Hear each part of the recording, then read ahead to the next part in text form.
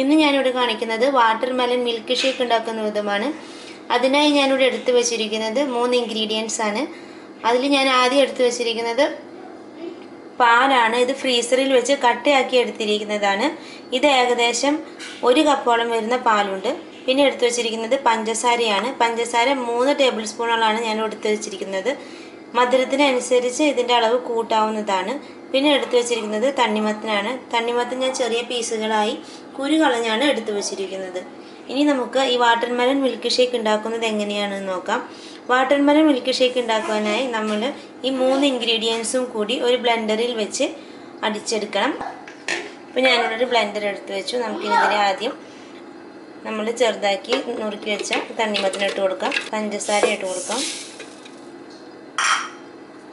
കട്ടയാക്കി വെച്ച പാലിട്ട് കൊടുക്കാം. ഇനി നമുക്കിതെല്ലാം കൂടി നല്ലപോലെ അടിച്ചെടുക്കണം. നമ്മളിവിടെ 3 ഇൻഗ്രീഡിയൻസും കൂടി ബ്ലെൻഡ് ചെയ്തെടുത്ത് കഴിഞ്ഞു. നമുക്കിനി ഇതൊരു ഗ്ലാസ്സിലേക്ക് പകർത്താം.